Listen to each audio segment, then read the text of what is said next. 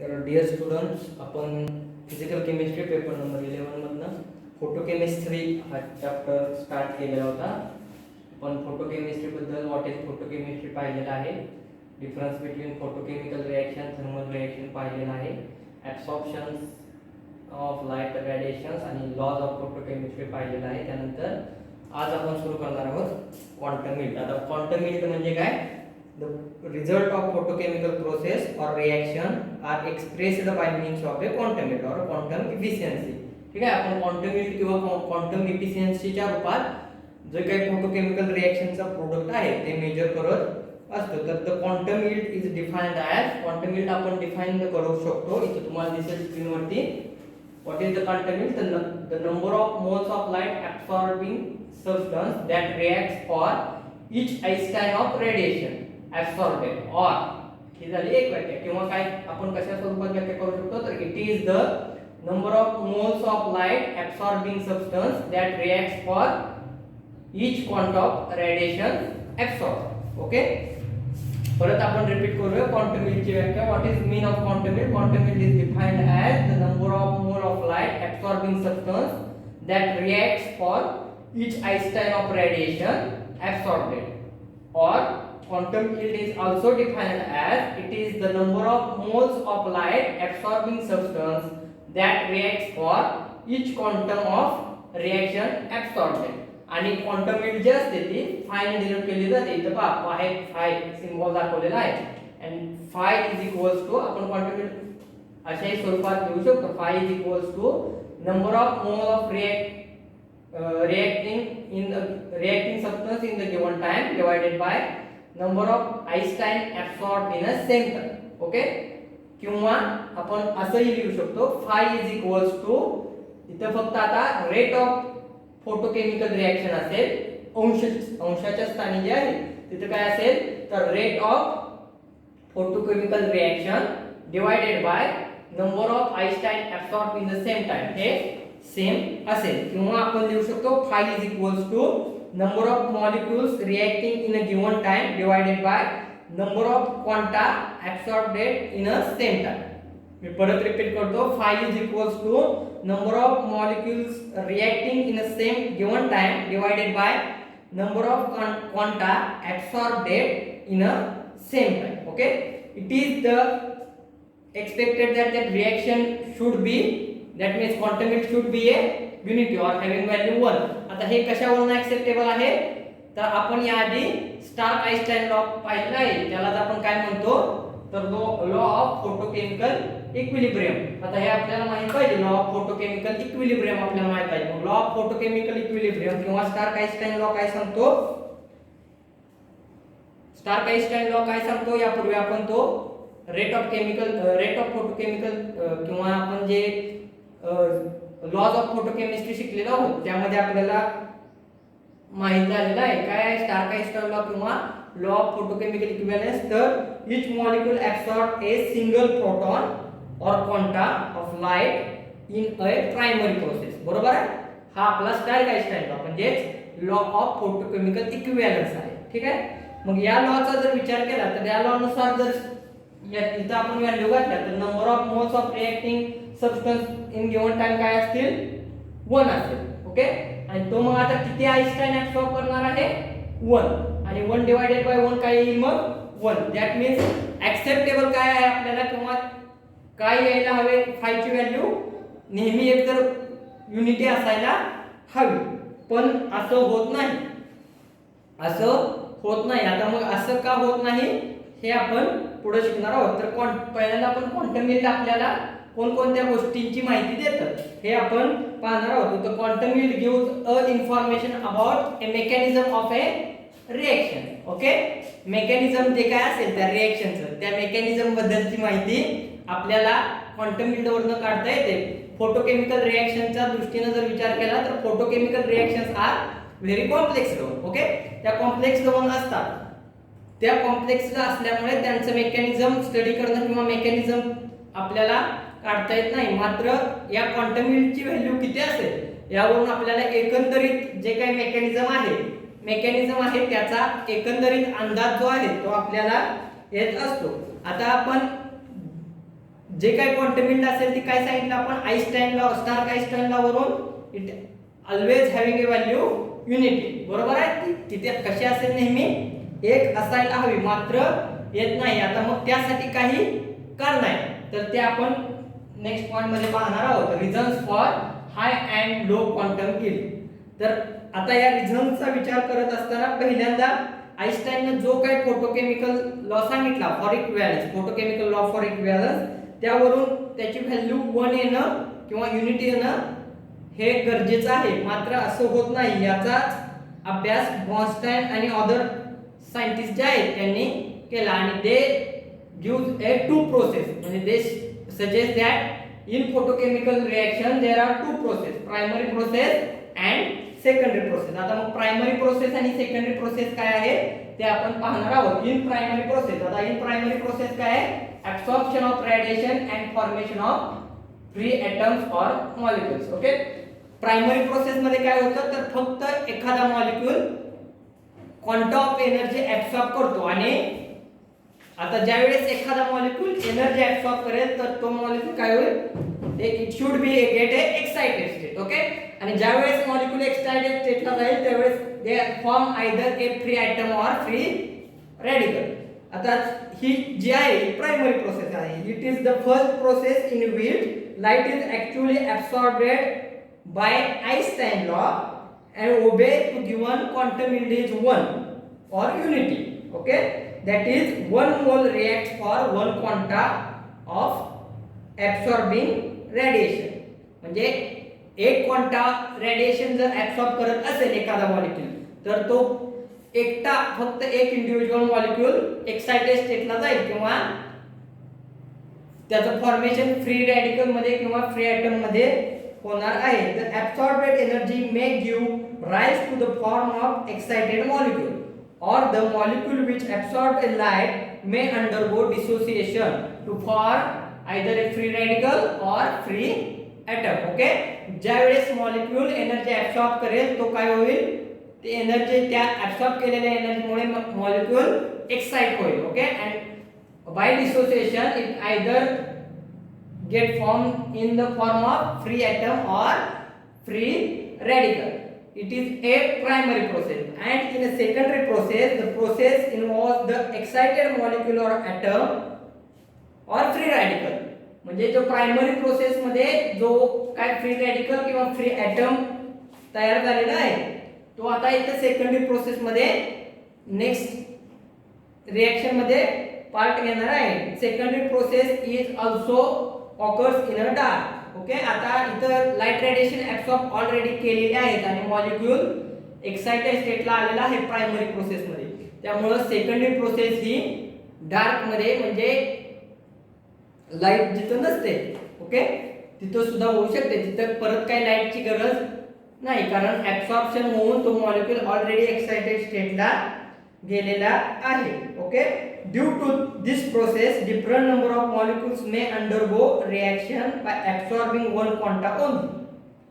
आता या प्रोसेस मुळे काय होतं तर एक क्वांटा ऍब्सॉर्ब केल्यानंतर मॉलिक्यूल एक्साइटेड स्टेटला जातो आणि परत तो रिएक्शन मध्ये पार्ट घेतो. मग आता या इतर जे चेंजेस होणार आहेत त्यामुळे quantum yield should be either A very high or very low. It does not म्हणजे ते कोणत्याही केसेस मध्ये युनिटी नसते. ओके, आता आपण reasons of high quantum yield पाहणार आहोत. ओके, तर आता आपण हाय क्वांटम यील्डचे काय रिझन्स आहेत पाहूया. इथं तुमच्या स्क्रीनकडे लक्ष असणं आवश्यक आहे. इथं पहा one molecule transfer energy to another and so on. आता मग याचा अर्थ काय आहे, one molecule transfer energy to another and so on. That means the product of a primary process undergoes a secondary process. आता जो प्रायमरी प्रोसेस मध्ये product आपल्याला मिळालेला आहे कोणता प्रोडक्ट मिळाला तर एक तर फ्री रॅडिकल असेल फ्री एटम असेल म्हणजे एकंदरीत तो काय आहे एक्साइटेड मॉलिक्यूल आहे. एक प्रायमरी प्रोसेस मध्ये आफ्टर ज्यावेळेस प्रायमरी प्रोसेस मध्ये जो काय मॉलिक्यूल असेल तो काय करेल तर तो रेडिएशन ऍब्सॉर्ब करेल एनर्जी ऍब्सॉर्ब करेल आणि एक्साइटेड स्टेटला जाईल. तो सेकंडरी प्रोसेस मध्ये या ठिकाणी भाग घेणार आहे. अँड इन सेकंडरी प्रोसेस म्हणजे प्रायमरी प्रोसेस मध्ये त्याने जी काही ऍब्सॉर्ब केलेली एनर्जी आहे ती सेकंडरी प्रोसेस मध्ये gives to gets part in a chemical reaction and remaining energy gives to another molecule by a collision and this another molecule that means a second molecule. आता काय केलं पहिल्यांदा एका मॉलिक्यूलने जी energy absorb केलेली होती त्या तो मॉलिक्यूल एक्साइटेड स्टेटला गेला आलं लक्षात आणि तो रिॲक्ट झाला तिथे त्याची रिॲक्शन झाली आणि त्याने आपली एनर्जी बाय मीन्स ऑफ कोलिजनच्या माध्यमातून सेकंड मॉलिक्यूलला दिली. That second molecule after getting a part in a reaction they should give her energy to third molecule and third molecule fourth and that is this reaction is carried out further and further so on. This type of reactions are called a chain reaction. okay आणि अशा प्रकारे ज्यावेळेस chain reaction होते म्हणजे एक molecule reaction मध्ये part घेतो आणि कोलिजनच्या माध्यमातून आपली एनर्जी दुसऱ्या मॉलिक्यूलला देतो दुसरा तिसऱ्याला देईल अशी जी चेन रिएक्शन सुरू राहील. अशा चेन रिएक्शन मुळे काय झालं तर फक्त आपल्याला इक्विव्हॅलन्स लॉ फोटोकेमिकल इक्विव्हॅलन्स नुसार काय पाहिजे होतं one quanta absorb one molecule absorbs आहे वन क्वांटा ऑफ एनर्जी. मग ज्यावेळेस पहिल्या मॉलिक्यूलने एक क्वांटा ऑफ एनर्जी ऍब्सॉर्ब केली तो एक्साइट झाला मात्र त्याने पुढे चेन रिएक्शनच्या माध्यमातून असे कितीतरी मॉलिक्यूल एक्साइट केली. आता या कारणास्तव काय होतं तर इथं क्वांटम यील्ड ही हाय असते. हे आहे फर्स्ट रिझन म्हणजे पहिलं रिझन काय झालं one molecule transfers energy to another and so on. लक्षात. Then second intermediates acts as a catalyst. Intermediates form in a second process. आता प्रायमरी प्रोसेस मध्ये ज्यावेळेस मॉलिक्यूल एनर्जी ऍब्सॉर्ब करेल आणि एक्साइटेड स्टेटला जाईल त्यानंतर सेकंड प्रोसेस सुरू होईल बरोबर आहे. मग सेकंड प्रोसेस मध्ये जो इंटरमिजिएट तयार झाला म्हणजे जो फ्री रॅडिकल किंवा फ्री एटम तयार झाला it acts as a catalyst and increase a rate of reaction. असं ज्यावेळेस घडत असेल तर त्यावेळेस सुद्धा हाय क्वांटम यील्ड आपल्याला ऑब्झर्व होते.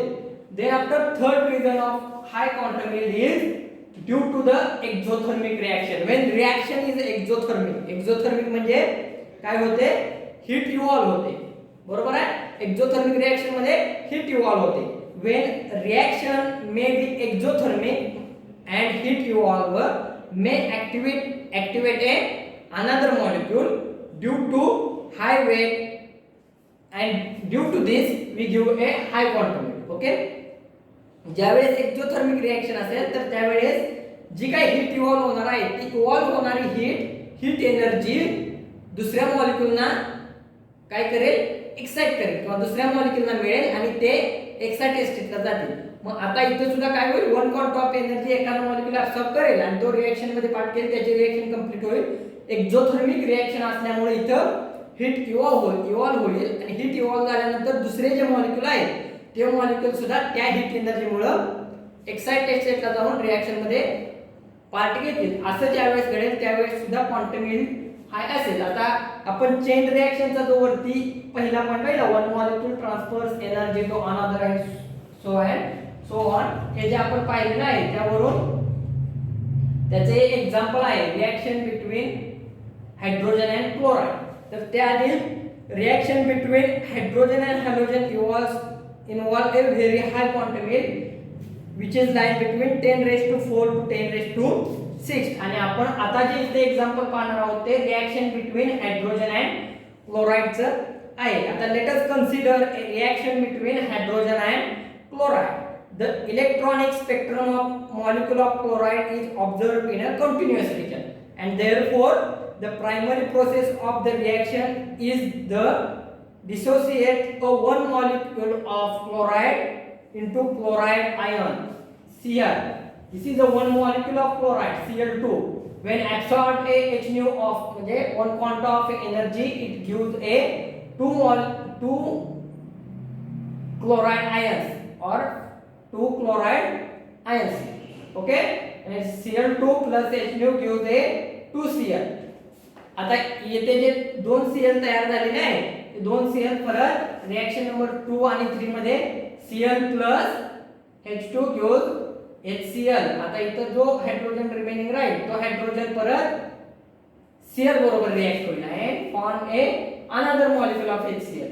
प्लस Cl2 इथं परत Cl शिल्लक राहील, हा Cl परत काय करेल प्लस H2O, परत रिएक्शन नंबर 2 होईल, Cl plus H2O gives Cl, म्हणजे परत काय राहील शिल्लक राहिला इथं hydrogen atom. Okay, then H plus Cl, म्हणजे ही रिएक्शन अशी सुरू राहील. It is a example of chain reaction.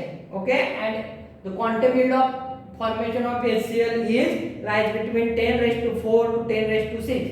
तर लक्षात आलं कशा प्रकारे चेन रिएक्शन राहील. The reaction which proceed by a series of successive processes is called a chain reaction. आता chain reaction म्हणजे काय, तर reaction which proceed by series of successive processes is called a chain reaction. Atom which propagated the chain are called a chain carriers.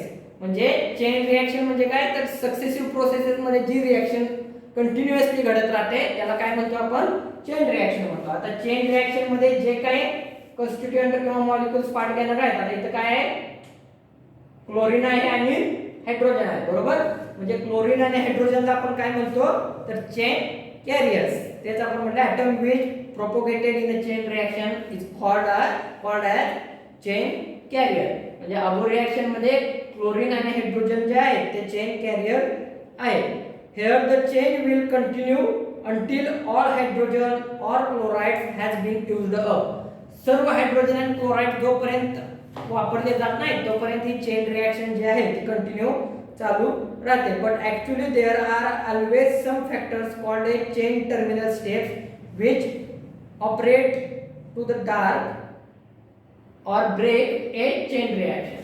जे काही chain terminal steps आहेत त्याचे chain terminal steps मुळे काय होतं, या चेन टर्मिनल स्टेप ज्या आहेत त्या चेन टर्मिनल स्टेप मुळे चेन रिएक्शन ब्रेक होत असते.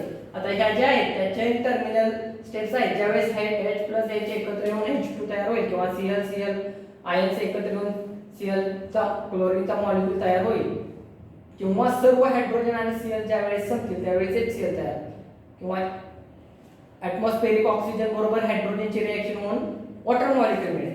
ह्या चेन टर्मिनल स्टेप्स आहेत, त्या चेन टर्मिनल स्टेप्स जर झाल्या तर आणि तरच फक्त चेन रिएक्शन स्टॉप होऊ शकते. Okay, next point is a reason for low quantum yield. आता आपण लो क्वांटम yield साठीचे रिझन पाहणार आहोत. If the product of excited particle formed in a primary process are such that they cannot react due to their disactivation by collision, by radiation, ज्याला fluorescence म्हणतो, ते आपण in detail next lecture मध्ये पाहणार आहोत. By किंवा by internal arrangement और by coming in contact with inert molecule or by thermal reaction, the quantum yield will be extremely low.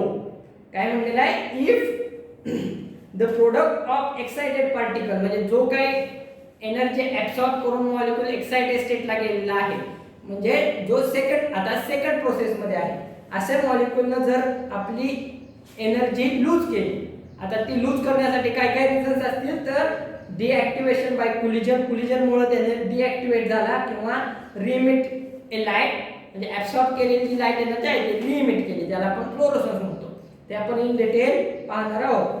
Bye thermal arrangement, by internal arrangement और by thermal reaction, अशा कोणत्याही कारणामुळे जर energy lose केली तर quantum yield जी आहे ती low असते. The product of primary process may आता दुसरं रिझन जे आहे, the product of primary process may recombine to form a reactor and so there is a very low quantum yield. जो काही प्रायमरी प्रोसेस मध्ये एनर्जी ऍब्सॉर्ब केल्यानंतर secondary process मध्ये आपल्याला प्रोडक्ट मिळालेला आहे, म्हणजे आयदर फ्री रॅडिकल और फ्री एटम मिळालेला आहे, तो ते परत जर रिकंबाइन झाले आणि त्यांनी परत रिएक्टंटच तयार केला तर ते परत ग्राउंड स्टेटला येतील आणि there is a very low quantum yield. आता याच्यासाठी एक्झाम्पल आहे, तर decomposition of HI and HBr आणि पॉलिमरायझेशन ऑफ एन्थ्रासीन. आता एक्झाम्पल ऑफ फोटोकेमिकल रिएक्शन्स आपल्या नेक्स्ट पॉइंट मध्ये आपण इन डिटेल HI आणि HBr चं आणि पॉलिमरायझेशन ऑफ एन्थ्रासीनचं आपण रिॲक्शनचा स्टडी करणार आहोत. त्यामुळे जे काय आपण HClचे एक्झाम्पल ज्याप्रमाणे इन डिटेल स्टडी केलं हाय क्वांटम ईल्डच्या पॉईंटमध्ये, त्याचप्रमाणे याचं सुद्धा आपण इन डिटेल नेक्स्ट लेक्चरला आपण एक्झाम्पल ऑफ फोटोकेमिकल रिॲक्शन या पॉईंटमध्ये स्टडी करणार आहोत. त्यामुळे इथं काही घेत बसत नाही. तर decomposition of HI and HBr आणि पॉलिमरायझेशन ऑफ अँथ्रासीन हे जे आहे ते एक्झाम्पल्स आहेत लो क्वांटम ईल्डसाठी. ओके, आता नेक्स्ट पॉइंट आहे आपला factors affecting on quantum yield. आता various factors are affecting on quantum yield, either it should be low or high. तर मग जे काही फॅक्टर्स आहेत ते आपण पाहणार आहोत. एकूण 4 फॅक्टर्स आहेत. फर्स्ट वन वाज shear temperature, second one wavelength, third one light intensity and fourth one is presence of inert gas. आता आपण फर्स्ट वन पाहू, temperature. Okay, it is observed that the reaction which are endothermic are extremely slow in ordinary temperature. ordinary temperature ला endothermic ज्या reaction आहेत त्या extremely slow असल्याचे निदर्शनास आलेले आहे. all primary processes in a photochemical reactions are falls in a category of a endothermic reaction. आता जे काही आपल्या फोटोकेमिकल रिएक्शन जनरली होतात त्या सर्व कशा प्रकारच्या असतात, एंडोथर्मिक प्रकारच्या असतात. त्यामुळे when we rise a temperature the quantum yield should be a increases. when we rise the temperature quantum yield should be a increases. आणि best example for that is decomposition of ammonia. अमोनियाचं decomposition जे आहे हे यासाठीचं best example आहे. अमोनियाचं decomposition जर आपण करत असो आणि प्रत्येक 100 डिग्री साठी क्वांटम यील्डचा जर स्टडी केला तर तो 50% ने वाढतो. आणि 500 डिग्री सेल्सिअसला ज्यावेळेस आपण डिकम्पोजिशन ऑफ अमोनिया करू तर त्यावेळेस क्वांटम यील्ड आपल्याला 7 असल्याचं निदर्शनास आलेलं आहे. सेकंड पॉइंट आहे wavelength. Quantum yield is high at a lower wavelength and vice versa जे आहे ते आपण जर we know that the energy is inversely proportional to wavelength. बरोबर आहे, energy is inversely proportional to wavelength हे आपल्याला आता माहित आहे. मग त्यावरून it means that the shorter the wavelength greater will the energy. Inversely proportional असल्यामुळे shorter the wavelength greater will be the energy. Shorter the wavelength greater will be the energy. Therefore the quantum yield is काय आहे high and vice versa. Third point आहे light intensity. Decrease in the intensity of light increase the quantum yield and vice versa. Since the velocity of photochemical reaction is directly proportional to the intensity of light radiation, if the decrease in the light intensity increases a quantum yield. Okay, and presence of inert gas, addition of inert gas in absorbing system increases a quantum yield. हा जो आहे हा last point आहे. Okay, next लेक्चरला आपण फोटोसिंथेसाइज्ड reaction बद्दल आणि examples of photochemical reaction बद्दल शिकणार आहोत. Thank you very much.